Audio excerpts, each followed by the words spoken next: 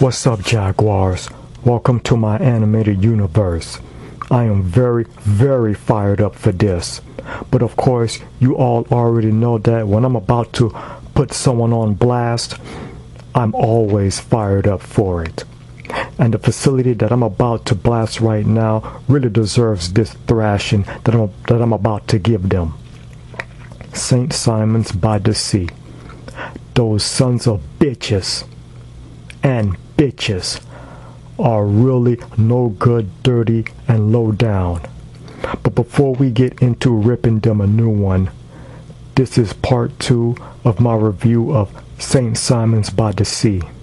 Before you watch the rest of this video, I really need you all to first go to part 1 on the Ralph Jaguar channel. The link is in the description section /info bar of this video, and watch it, and then come back here and watch this vid. So please do that now. Okay, now that you've watched part 1 on the Ralph Jaguar channel, I'm going to finish up the review here on part 2 on the Ralph Jag Channel. When I was doing the research on St. Simons by the Sea Mental Hospital, it wasn't easy to find any complaints about this mental facility. Now, off the bat, you may think that's a good thing, but guess what, Jaguars? No, that is not a good thing. I do recall my sources telling me that St. Simons by the Sea is world-renowned, and they've been given nothing but good ratings. And people are saying that they're the best ever. But you know about the old saying, right? What's that old saying? Oh yeah, if it seems too good to be true, then it probably is. And by looking at the pics of this facility, this place seems real nice. But when you get inside, you'll see that it's rotten to the core. Real dirty and real rotten. In part 1, my people, Cece, Rocky, and the 2 Narutos told you the details and facts of the facility that is known as St. Simons by the Sea. And some people actually said good stuff about this facility. In addition to what was covered in part 1, I have more info for you all about St. Simons by the Sea. A good source told me that this mental facility have the power to keep patients there even if they don't need to be there. Why would they do that, you ask? It's simple. It's all about the money. You see, patients who have real good jobs have real good insurance, like Medicaid. And St. Simons by the Sea gets their money from insurance companies like Medicaid. So, in other words, if you feel like you don't need to be at St. Simons by the Sea, but your insurance is Medicaid, the staff of St. Simons by the Sea will try to keep you there a lot longer, so they can get more and more money out of the insurance company that's covering the patient's stay at that facility. And I think that's really effed up. And they have the power to do this? Bull S-H-I-T. Who the F do these people think they are? They can't get away with doing this S-H-I-T like this. And you know this has to stop. This S-H-I-T has been going on for years. St. Simons by the Sea has been doing this to lots of good people. And I'm sick of this crap. You've heard the good stuff about St. Simons by the Sea. Cece, Rocky, and the 2 Narutos read to you the good compliments of this effed up facility. Well, I did some digging and found some complaints. And I want to read them to you now. BTW. This is from the Health Grove website. The link to this will be in the description section /info bar of this video. On this site, Dazzle27 said that she had a horrible experience at St. Simons by the Sea. She rated it a 1 star and said, and I quote, "I took my daughter there for help and they lost her iPhone charger and earphones. It's been 2 months before I could get anyone to do anything about it." Unquote. And this was 2 years ago. Now these complaints right here are from St. Simons by the Sea's Facebook page. They actually have a Facebook page. I was kind of surprised when I found it. People left comments telling what they think about this mental health facility. Here are some of them. And Auton wrote, "They lock you out of your room. I'm on insulin and was never given the full dose that I take at home, but chewed out by dietitian 3 times for high blood sugar. Oh, and the meals are very diabetic, are a diabetic joke. Nothing healthy at all. Therapists are great. They're the only good thing about the place. Place could be a heck of a lot cleaner. Front lobby smells like Roman noodles all the time, and they use this horrid floral cleaner that leaves you gagging with a migraine. While there, half the patients and staff came down sick with bronchitis and colds. They also did not return all of my meds when I left, stating that they couldn't.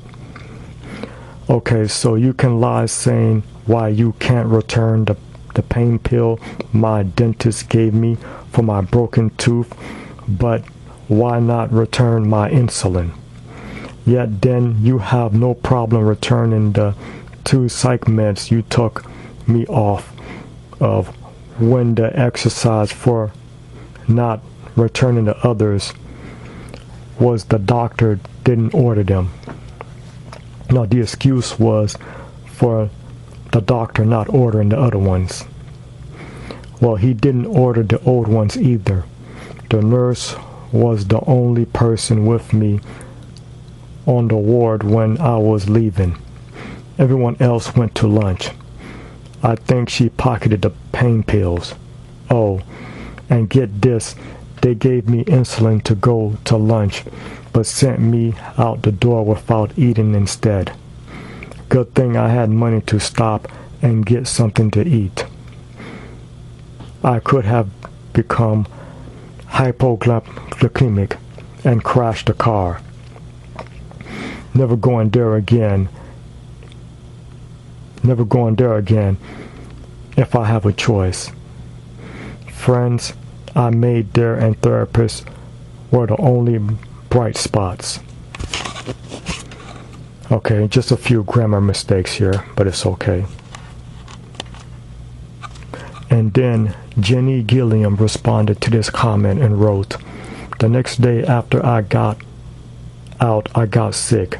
They claimed someone was preggo, and then I got sick from a stomach virus. Yeah, it could be cleaner, and I think I agree with you about the therapist. I have low blood sugar, and I'm supposed to have mine checked twice a day. And no, they just said, when you feel like it is low, I'll feed you." Unquote. Now, here's another incident involving St. Simons by the Sea. Brace yourselves, Jaguars. This one is a big one. A good woman named Jane said, "St. Simons by the Sea is the absolute worst place ever. The people who work here are just plain no good, and they are very rude, and they treat their patients very bad. As a former patient of St. Simons, I can tell you that this is an absolute fact.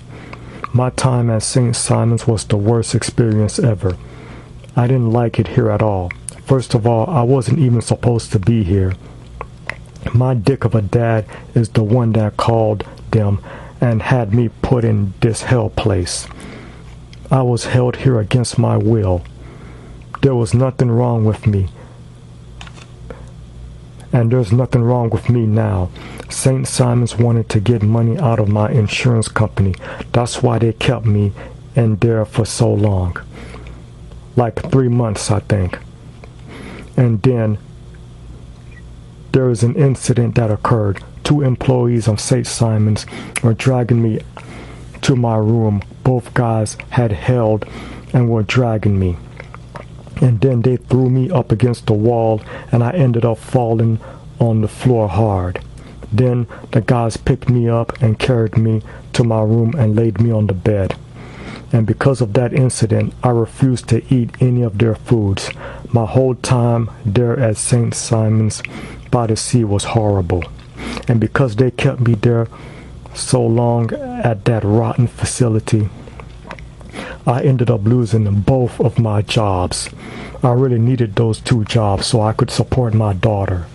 But because my dad had me put in that place, now I have no job. Now I have no way to support either myself or my daughter. I really hate him for doing that. And I really hate St. Simons by the Sea. I really feel so sorry for all of the other patients there. I am currently talking to an attorney, and I am going to sue St. Simons by the Sea and get it shut down. All the employees of this facility need to be fired, unquote. In closing, I can really say that this is really effed up hardcore, because they want money. A facility like St. Simons by the Sea can sit there and ruin lives and tear families apart. And my source told me that they have the power to do SHIT like this. Supreme Court judges and DAs back up facilities like this. You have got to be SHITing me on this. There's no way that we can let them get away with doing stuff like this. This has to stop. And you know this. I mean, just look at all the lives that St. Simons by the Sea has ruined. And I get a strong feeling that the complaints that I read here aren't the only ones. There's probably more people out there that have been ruined by this facility. I just haven't been able to find them. Or maybe because of the pull and the backing that St. Simons by the Sea has, they've been able to silence and hide most of those critics. Well, you can hide the truth for so long. Everything, and I do mean everything, will eventually come to the light. Not everything stays hidden for long. And one thing that will not and must not stay hidden is the truth about and the dark side of St. Simons by the Sea. This is one silence that has to be broken. And St. Simons by the Sea has a catchphrase that says, a tradition of excellence. The only excellence this facility strives for is getting more money. I really hate St. Simons by the Sea. It needs to be burned down to the effing ground. The second part of Love and Hip Hop Atlanta review, Mimi Faust, will be coming soon on the Ralph Jaguar 1 channel. Until then, peace out till later.